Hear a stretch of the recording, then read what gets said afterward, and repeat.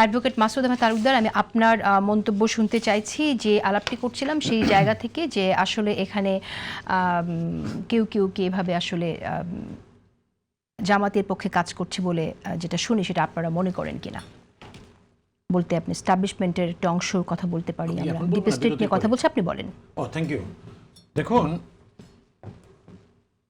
ভারত সরকার জামাতকে সমর্থন করে,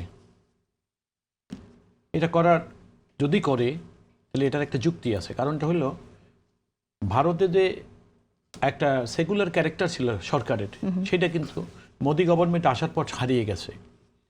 একটি মৌলবাদী রাজনৈতিক দল ভারত শাসন করছে, আর জামাত একটা মৌলবাদী রাজনৈতিক দল। সুতরাং মৌলবাদের সঙ্গে মৌলবাদের একটা সখ্যতা থাকবে, এটা খুব স্বাভাবিক ব্যাপার। অতএব যদি তাদের মধ্যে সম্পর্ক থেকে থাকে, আমার মনে হয় সেটা ওই মৌলবাদের কারণেই আছে।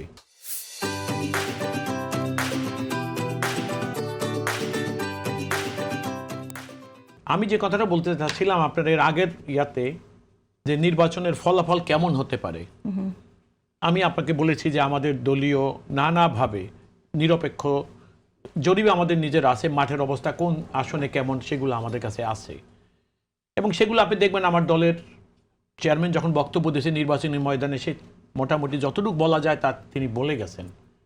এখন বিএনপি রাষ্ট্র পরিচালনার যে ট্র্যাক রেকর্ড, আপনি দেখবেন যে 1991 সনে বিএনপি যখন ক্ষমতায় আসছে, সেই থেকে শুরু করে নির্বাচনের ম্যানিপুলেশন না হলে নির্বাচনের ফল হলো এটাই যে এদেশের মানুষ বিএনপিকে রাষ্ট্র পরিচালনার দায়িত্বের জন্য বেছে নেয়।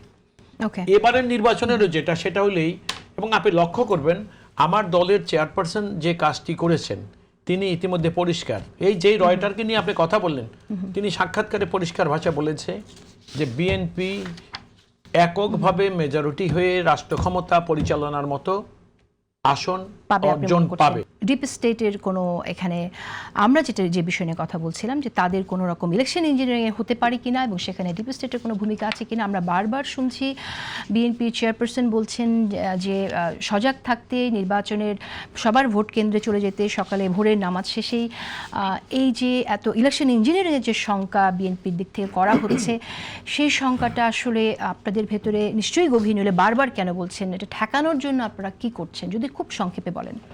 জি, আপনি ওইটার যাওয়ার আগে আমি এইখানটা একটু আসি। দেখেন, আপনি রয়টারের একটা উদ্ধৃতি দিয়েছেন।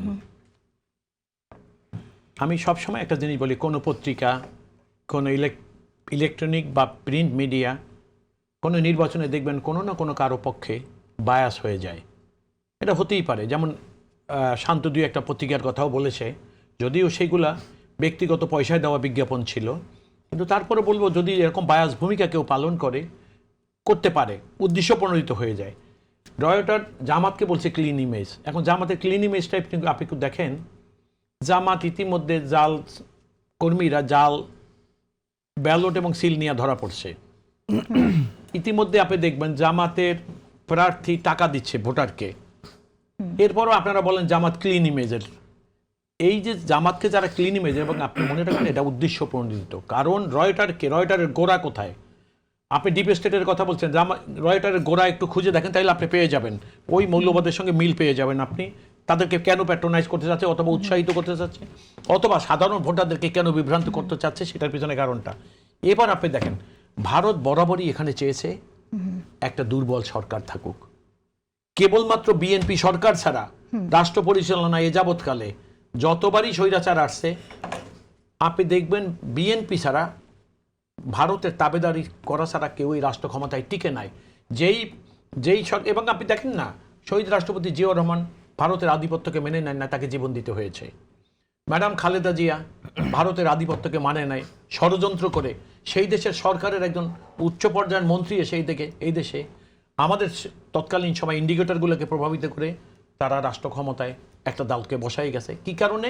এবং ওই স্বৈরাচারের প্রধানমন্ত্রী বলেছে যে ভারত আমাদের কাছে যা নিতে চেয়েছিল তার চেয়ে অনেক বেশি আমরা দিয়েছি, ভারত চাই ওই রকম একটা সরকার এই দেশে থাকুক। এখন আপনি যেটা বলেছেন যে আমার দলের চেয়ারম্যান কেন বারবার বলছে যে নানা রকম ইঞ্জিনিয়ারিং হতে পারে, যেই দলটি ক্লিন ইমেজের কথা বলছেন আপনারা, তারা কি করতেছে?